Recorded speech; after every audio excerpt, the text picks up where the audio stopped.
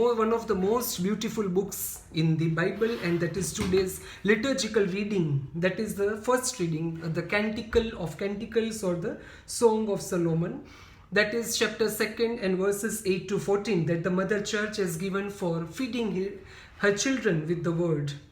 The voice of my beloved, beloved who comes, leaping upon the mountains, bounding over the hills.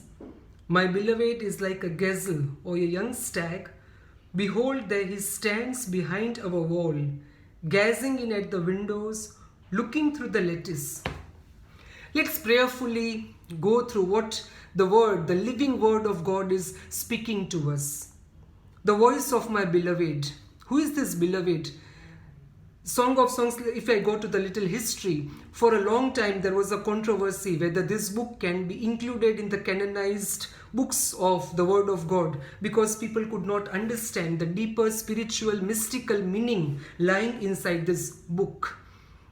And it has been applied to in the different context, allegorical, spiritual meaning, and very beautifully the voice of beloved. Who is the beloved? This beloved is nothing but the Holy of Holies, the Holy Trinity, God Himself. The voice of beloved, the soul which is thirsting for God. If we look at our catechism teachings, that human beings are created so that the very goal, the entire aim of this life is to love God and to be united.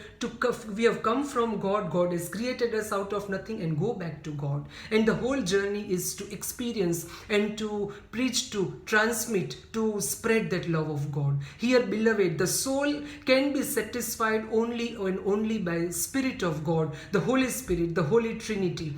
Because our soul is vast, infinite, and it can be satisfied only by God, who is infinite, who is endless, who is boundless, who is eternal. Nothing else can satisfy us because we are spiritual beings. Leaping upon the mountain, see the beauty of God.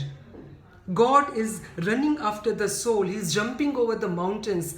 Brothers and sisters, remember, the mountain does not necessarily mean a geographical mountain. If we look at the topography of Israel, probably you may not find a mountain like that of Mount Everest. There will be small hills rather, or mountains like Carmel or Sinai. They are not huge, gigantic mountains. But off and on, we find that the mountains are being mentioned. The mountain is spiritual mountain. The soul has to elevate itself. It has to rise from the limitations of flesh, the limitations of sinfulness, the limitation of world. It has to rise to that threshold, to that level where the world cannot touch, where the flesh cannot touch. In Indian context, we can say a sadhak. A sadhana is to rise from the world. It may not be the physical separation from the world, but rather a spiritual upliftment where we are totally removed from the worries and hustles and bustle of the world in deeper sense. Because unless and until you are totally detached, you cannot come closer to God. And you see, mountains have been very important throughout the Word of God. The first true revelation of God, where God reveals Himself to the chosen people, the people of Israel.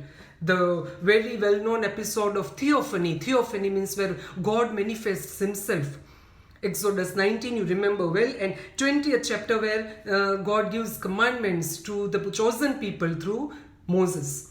So in 19th chapter we find that there is a cacophony of nature, the huge clouds and storm and darkness. It's a terrible way of manifesting God Himself, because God wanted to cleanse the people who are coming from the materialism and idolatry of Egypt. Egypt is not merely a physical place. Egypt is the slavery to materialism, slavery to worldliness. And in order to cleanse, God is revealing Himself in a very, very mighty form. Come to New Testament, Jesus often goes to mountain. It's physical mountain at the same time. He is getting simply detached from all what's going, all the turmoil, all the confusion, all the chaos in order to be with His Father. And that's why finally Jesus ends His physical journey, His earthly journey, even on the hill, Calvary, Golgotha, what we call it is. There God reveals in the silence, in the cross, in total sacrifice. He empties himself. That is kenosis. God of Old Testament, of course he is the same God who reveals himself in mighty clouds and darkness and storm. Now he is revealing himself in silence, in love, in kenosis. And now here you see again the same God, how much he loves the soul. Which soul? A soul that is full of all limitations, misery, nothingness. Without God, a soul is simply nothing. All his creatures are nothing. Whatever good is in creature is God himself, the indwelling presence of God. And he comes like a gazelle, a stag. Stag, gazelle, these are the sign of vigor, the sign of freshness, the sign of beauty, with all his vigor, with all his love for humanity, that enthusiasm, that zeal for souls. We remember Lord's word, the zeal for your house is burning me. The zeal of house is going to consume me. Here the same zeal with which God is coming. Each and every word, dear brothers and sisters in Jesus Christ, each and every word is to be read prayerfully. It's not a mere literal meaning should be taken, but let's dig out the real jewels and precious pearls out of this mind that has been given to us. Window. The lattice is a closed structure, a fixed, rigid framework. You know, within a wall, a window is there through which the light, the air can come. And the same way, the lattice is of human body, but God has kept a small window within this, in our soul. That divine spark is present in each one of us, through which the Holy Trinity, the God of love, the God of truth, communicates himself. As I told you, the light is the sign of life, light that gives you life, that communicates to you through this window. The air, which is the symbol, again, that is for the sustenance of life. So this window is present in each one of us, through which God wants to communicate to each one of us. And that is the reason that you see the beautiful words are written. My beloved speaks and says to me, arise, my love, my dove, my fair one, and come away. Arise. Is it physical arising? No, rise from all your worries, from all your sinfulness, from all your filth. Just surrender yourself to me. Just come with me, dove. We know very well dove is the symbol of, again, if the Holy Spirit or a purified soul, you know the references to dove, allusions to dove. For example, in Genesis 8:8, where once the floods have subsided, I'm talking about Noah's ark. After the floods have subsided, Noah sends the dove to check, and just like the Holy Spirit which was hovering over the waters in the beginning in Genesis 1:1-3, in the similar way, the dove goes out of the ark. The same dove, you see, you know that in New Testament we hear that which descends upon our Lord himself at the time of his baptism in Luke 3, we read that chapter. And so here also, God, that voice is being spoken. The voice of the turtle dove is heard in our land. Voice of turtle dove, the voice of the Spirit. You see, if you remember 1 Kings 19:13, where Elijah, in order to prepare Elijah for the mission, God gives him his own experience, because Elijah is running away and he is simply exhausted. He feels that Elijah, which can kill the 400 idolater prophets, is afraid of a woman. But that in order to bring that Elijah, who is suffering from nervous breakdown, God gives him desert, God gives him a retreat to replenish him, to renew him. And when he experiences God, not in earthquake, not in thunder, not in anything else, but in a very soft breeze, in very soft voice. That voice is speaking to each one of us. The flowers appear on the earth. You see, for behold, the winter is past, the rain is over and gone. Winter here, when you experience cold, the rain is here the rain is not the symbol of grace according to me, what Spirit is telling me, but rather the season of separation, the time of separation, the time of suffering, the time of winter. You can see cold, that is absence of, we feel warm when love is there. And who is that love? Who is the eternal and true source of love? The Holy Trinity alone. And when that love, when you are away from God, when you are at that time, you are experiencing that cold heart, that dryness, That dark night of soul or spirit is there. When we experience the absence of God, we feel we are not loved. But now that night is going away, the light is shining on the horizon. And as a result of that, the flowers are the symbol of beauty, of tenderness. Scientifically, you know that flower will be converted into fruit after the process of fertilization. And ultimately, the aim of a Christian life, a godly life, is to bear fruit. Remember St. Paul, what he is saying, the fruit of the Holy Spirit. The fruit that is not only beautiful, but that is also productive.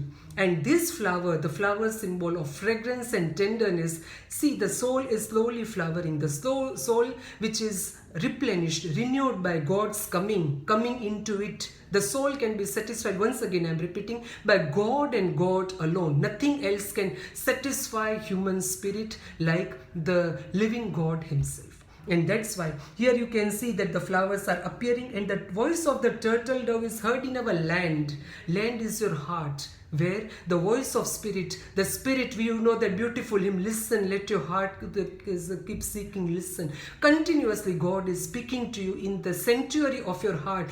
Don't look for any sanctuaries outside. Don't be like the Old Testament people who took their scriptures literally. God is speaking to you in your own sanctuary, that is your own conscience, a conscience which is purified, which has been well formed by the word of God, by the Holy Spirit himself. The fig tree puts forth its figs, and the winds are in blossom. They give forth fragrance. A soul which is cleansed, which is strengthened, which is beautified by the Holy Spirit will certainly emanate fragrance. A rose doesn't have to announce. The fragrance itself speaks volumes about what rose is. And exactly that is to be Christian witness. Everyone may not be given the charism to proclaim the word of God verbally, but you can be his witness because the voice is speaking to you. And see the word, arise my love, my fair one, and come away. Shun all your inhibitions. Shun all that keeps you away from God. And you may be wondering why I am often speaking of detachment. Am I speaking that you become a monk or a hermit? May not be necessarily all of us can become monks or hermits. But the thing is, at least deep down in spirit, let us be detached from the world, from the scene, from the passions, from our inordinate desires and attachments. Let me give you an example of science. A rocket, as long as it is on its station, it has to soar into the greatest heights. It has to go to some distant planet. Unless and until it leaves its base station, it can never reach that height. A plane which is simply on the runway, do you think that it can soar to those great heights and can reach its destination? No. So in order to reach God who is in those great heights, not the physical heights, but when we rise in that spiritual realm, and for that we need to get detached from all our worries and from all our concerns which are rather misplaced, because God takes care of everything. O my dove in the clefts of the rock. Dear brothers and sisters, do you remember the rock? Who is that rock? Jesus Christ himself, which was prefigured in Exodus 17. You know very well that there we find about this, that when Moses was asked in order to produce the water for the people of God, he is striking the rock.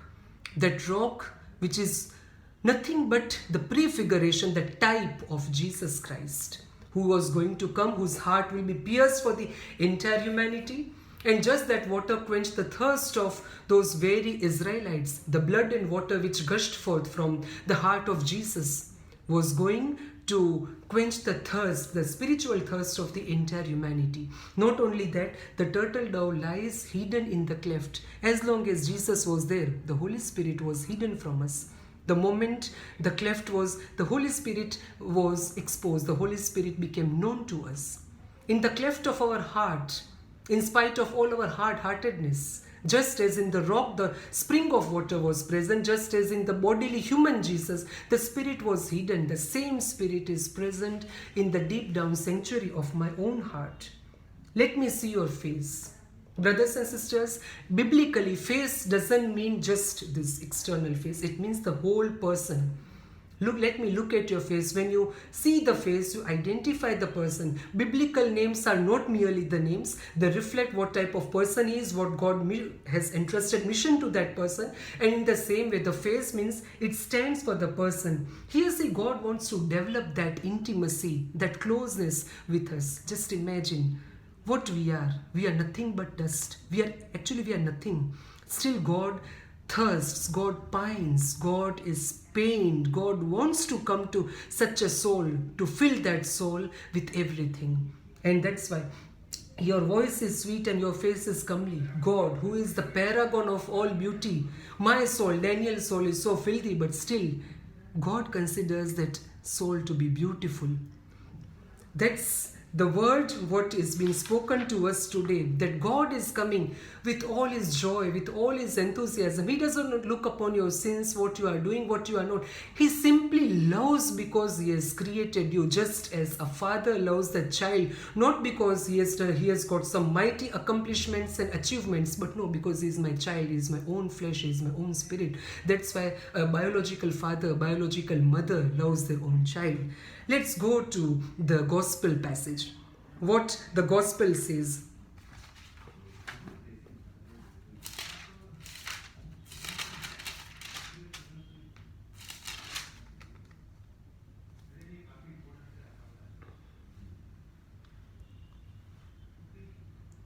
That here, again, in those days, Mary arose and went with haste into the hill country to a city of Judah, and she entered the house of Zachariah and greeted Elizabeth. Just a clarification, I am using the RSV version of Bible, which I feel that it is more close to the authentic version in order to have the exact meaning of what the sacred scriptures want to say. Again, here Mary is rising, going to the hill country. Again, as I told you, hill is the symbol to rise from the worldliness, to rise from our humanness. Okay, and hill country to a city of Judah, and enters the house of Zechariah. Zechariah, biblically, the meaning is the one whom God remembers, the one in whom God enters. Again, beautiful.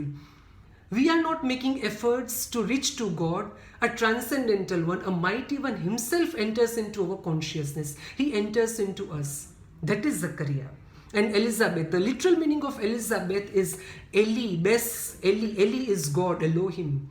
God, house of God. Mary is going to house of God. Here you see, and Mary, not as an ordinary person, the one who is carrying the second person of the Most Holy Trinity within herself. You see, God is visiting his people, his angel, not angel, but the prophet who is going to prepare his way through his own creature, a purified creature. The second person of Most Holy Trinity, Jesus Christ, is present in Mary's womb. How he has been conceived by the power of the Holy Spirit, the third person of the Holy Trinity whom the Father has sent. The second person, the God, visits his own people through his own channel, through his own instrument, which is Blessed Virgin Mary. And she enters, and you see, when Elizabeth heard the greeting of Mary, the child leapt in her womb, and Elizabeth was filled with the Holy Spirit. The remaining line I'll take later on. And you see, the moment Elizabeth hears the greeting of Mary, she is filled with the Holy Spirit. This is the power of the Spirit. When two spirit-filled, spirit-charged people meet, and when Mary, because Mary is, as the angel himself salutes, full of grace. When you can be full of grace? When there is absolutely no sin. The church teaches about Immaculate Conception. Mary was absolutely, indirectly, the words you have to read between the lines. Mary is absolutely devoid of sin, and that is the reason she is having that fullness of the third person of the Holy Trinity, full of grace. Grace comes from the Holy Spirit, and she is full of grace, and that's why so full of grace, so full of God himself, that the moment she speaks, the moment she utters Elizabeth's, even Elizabeth is filled with the Holy Spirit. And you see, and at the same time, St. John the Baptist, who is the forerunner, who is the lamp to prepare the way for the Son, the eternal Son, Jesus Christ, who is going to come. That John the Baptist is purified. Remember well, as per our teachings, the original sin, that is, John the Baptist is still having the original sin within him. He was not free from the sin, but the moment Mary visits, the child leaps. The moment you are cleansed of your sin, you will dance with joy. The Holy Spirit is within you. Once the sin is removed, the barrier that separates you from God is already over. You are already one with God. You are already united with the divine. That union, that mystical union with the divine, that process starts, which will be completed only when we complete our earthly journey. And that's why the sleeping of the babe in the womb indicates that the Holy Spirit, now that child is filled with the Spirit in the womb itself, because it has been cleansed from the sin. You know, John the Baptist, the greatest born of woman, our Lord himself uses this word. And now he is blessed. And now what happens? She is crying, "Blessed are you among women, and blessed is the fruit of your womb. And why is this granted me, that the mother of my Lord should come to me? For behold, when the voice of your greeting came to my ears, the child in my womb leaped for joy." That is how the Spirit-filled, and you see the beauty. When two Spirit-filled people are coming together, they are praising God. They are glorifying God. Whenever two Spirit-filled people, because the Lord himself tells, when 2 or 3 gather in my name, I am among them. And that's why whenever two Spirit-filled people come together physically or in different plane, there won't be any worldly talk, there won't be backbiting, there won't be gossips, there won't be criticism, unholy criticism, there won't be rumors, spreading of rumors, there won't be any discussion related to politics and who is great and who is not, or share markets and this thing and that thing.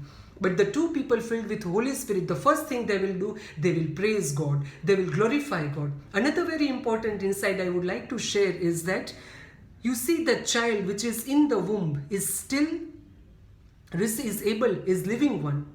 And that is a great caution against the abortion. Many people feel that, and medical science, those people who are in doctors just for their petty interest, they will try to misguide you. That still the child, you can get it aborted. Abortion is a great sin in the eyes of God. Just imagine Mother Mary, if she would have been afraid that I will be stoned to death if I give birth to this child out of wedlock, and if she would have aborted the child, would this world have got Messiah, Savior? Would I and you be here today? So brothers and sisters, never force your spouses to commit abortion.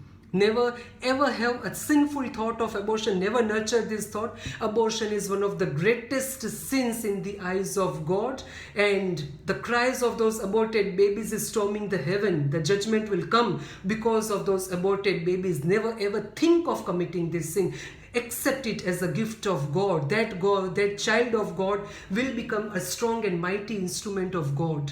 So that was another insight I wanted to share. And another thing is that, and since the child who is being carried in mother's womb is aware of what is going around, when a holy lady like Mother Mary is coming, that child is leaping with joy, because simply the voice of a godly person cleanses the presence of sin, and it fills the person with the Holy Spirit. So a pregnant woman, a mother who is expecting, she has to keep herself busy. She should be as much spiritual. She should try to remain as much as possible in union with the Holy Trinity. Keep yourself apart from your daily course. She should try to keep herself busy, prayerfully meditating. Don't meditate only with your mind. Don't fill your Bible with the brainy things in order to sound like a scholar. It's the book of heart, speaking to your heart, filling your heart with your word. Every day Christ has to be born in us. Every day we have to be filled with the Holy Spirit. Ask for that living bread and living water. And that's why finally here, so just see, a God who reveals himself to Old Testament people because they had to be cleansed from their idolatry. Idolatry means their minds and hearts are away from God. For those Israelites, God reveals himself in some great manifestations of nature. The same God in New Testament becomes God of sacrifice, love and silence. And finally, the same God visits his people, as the first reading says. God is visiting, "Come my beloved, jumping through the hills." The same beloved, that beloved is none other than God. Love has got many aspects. There is an erotic aspect to love, love which is there between a male and female, two married persons in a heterogeneous marriage, between a man and woman. But agape, that love exceeds all forms of erotic love, but still that soul which is thirsting for God. But rather than in all other religions, in all other ways of spirituality, you will find the soul making attempts to reach to God. Here the God is outreaching. That is the beauty of Christianity. That God comes emptying himself of all his might, splendor and glory, he comes to us. And here also the same God visits John the Baptist, his own prophet, his forerunner, who is supposed to prepare the path, the same Elijah who is expected by the people of God. He visits that forerunner. He visits the parents of the forerunner through Mary. And Mary is nothing but the type of Mother Church. Same way, who is the church? Is that non-living building? Not only that, we are the living I am church, you are the church.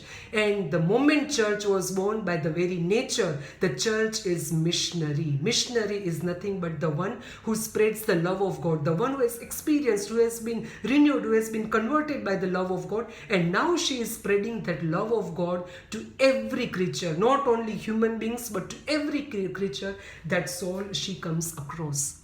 And here you see, Mother Mary is the first missionary she is becoming. Even before Jesus takes the human flesh, Mother Mary has already become missionary because she has experienced God, she has experienced the love of God, and now she goes to share that agape, that unconditional, unique, unfathomable love of God with his creatures, with his loved ones, with God's chosen ones.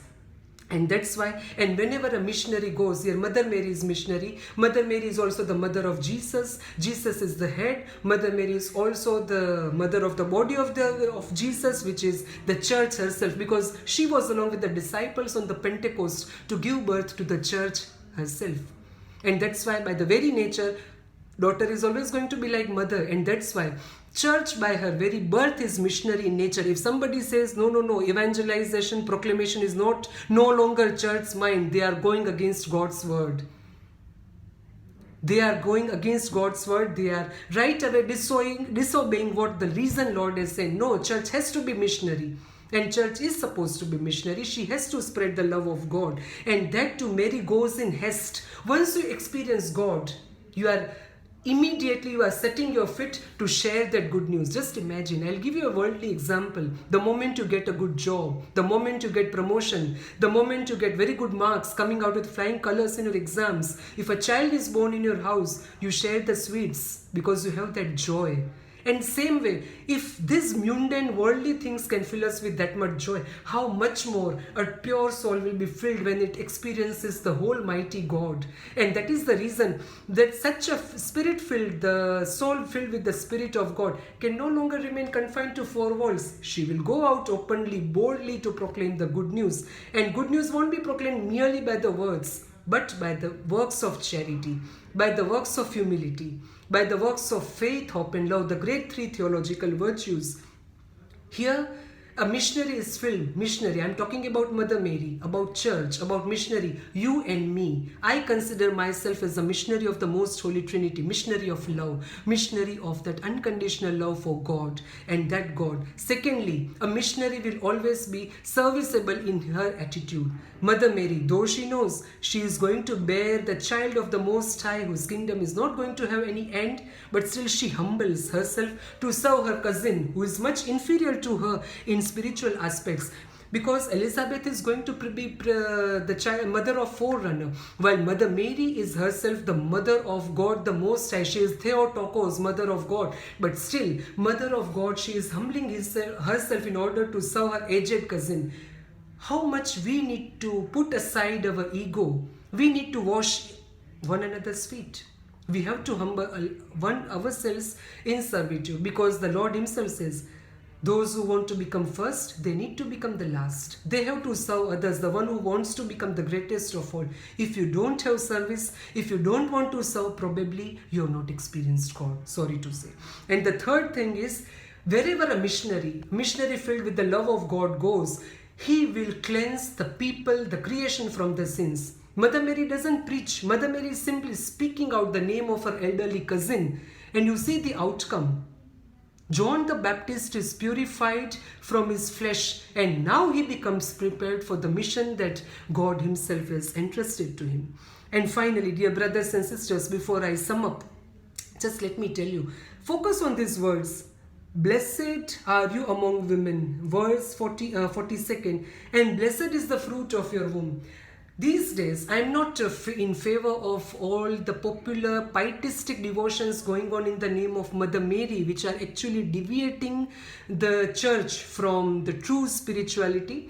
But at the same time, some people go to the other extreme of demeaning, or how to say that, putting derogatory words for the rosary devotion. If you very prayerfully see, the rosary devotion is nothing but the word of God, because we start with the Apostles' Creed, the Lord's Prayer which the Lord himself has taught, and finally you see the whole decade of Hail Mary, all the 5 decades we are meditating on we are contemplating. I won't use the word meditate, we are supposed to contemplate on the mysteries of the entire life of Jesus, and that is actually the fulfillment of the entire scriptures.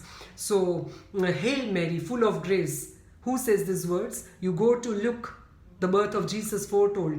It is an angelic salutation. Gabriel himself speaks these words, and he salutes, he greets Mother Mary. Blessed, Hail Mary, full of grace. Exactly, these are the words written in RSV, which is supposed to be more faithful to the original Greek translation of New Testament. Hail Mary, full of grace. This is an angelic salutation. The angel Gabriel, who stands in the presence of God. Blessed art thou among women, and blessed is the fruit of thy womb. This salutation comes from a wife of a prophet. Elizabeth is a priest, and the mother of a prophet, John the Baptist, the last prophet, the connecting link between the Old Testament and the New Testament, because now the Old Testament part is over with John the Baptist and the kingdom of heaven, Christ, the beginning of Christ. The lamp is going to be put off, the sun is going to shine. You see, the mother of prophet, and that too, filled with Holy Spirit. The sacred author puts, she was filled with Holy Spirit, and then she exclaims. So a person filled with Holy Spirit will always have reverence for Mother Mary, veneration towards Mother Mary, because it is not an ordinary Elizabeth, filled with the Holy Spirit, under the power of the Holy Spirit. In other words, we can say that God himself, the third person of the Most Holy Trinity, the spouse of Blessed Virgin Mary, the Holy Spirit himself greets his immaculate spouse through these beautiful words. And the last phrase, pray for us sinners now and at the hour of our death. That is prayer of us, the militant church. You know the 3 levels of church, the triumphant church, the saints and all those who are already there with the Lord. And we are the suffering church and the militant church, which is on its pilgrimage to the heaven, to his eternal abode, to the heavenly Jerusalem. And here we are, all the 3 churches, all the 3 levels, we are uniting together to pray, to worship, to adore that God through his creature, Mother Mary, who has got the fullness of the Holy Trinity within her. So angel, mother of the prophet, who is the forerunner of God, and final phrase, the final part of the prayer, where we ourselves, along with the suffering church, we are praying and we are humbling ourselves that we are not worthy. Intercede for us. You know the power of intercession. So this is a beautiful passage where God visits his own people. God cleanses his people from their sinfulness, from their wretchedness, in order to raise them to that spiritual realm, to that real banquet, to that beauty, that eternal beauty that he has prepared for, in fact, for each one of us, every human soul, for every creature he has prepared. The only thing, the prerequisite, is how much we are responding to God. Let us pray for that grace today, that let's experience, let each one of us and every human being be blessed with that experience of the true living God, a God who is one God but 3 persons. The moment you are touched, you are transformed by God. And the moment you are transformed by God, you are not going to remain the same person. We don't want anything. We don't want giant structures. We don't want buildings, lands, everything. We want to plant the kingdom of God. And that kingdom can be built only and only when the spirit-filled people are there. Those who are filled with the Holy Spirit of God, the spirit of boldness, the spirit to proclaim, the spirit to love, to serve, to humble oneself, the spirit to sacrifice. The first disciples of God were not learned theologians, doctorate holders. They were simple fishermen. They were simple carpenters. They were simple, the lowest of, holding the lowest ranks of the society. And Jesus, God, the Holy Trinity changed the whole world. The entire map in terms of time, geography was changed through his disciples who were simply surrendered, who were simply obedient to the Holy Spirit.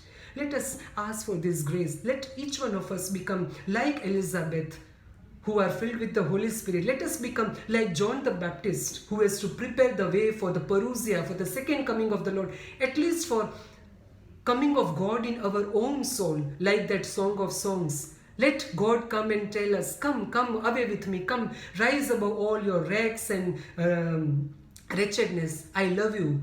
That is, God loves you for being, not for what great works you are doing. Let's experience this God. Let's be like Mother Mary, that once we are filled with God, we are touched by God, we are transformed by God. Let us go and preach that good news in the way God has gifted us. God is filled with charism. It may be charism of love, it may be, of course, to all, love of proclamation, love of speaking in tongues, love of service, in whatever way. But one thing is sure, God wants you to become people of towel and water, like the Lord himself, to wash one another's feet.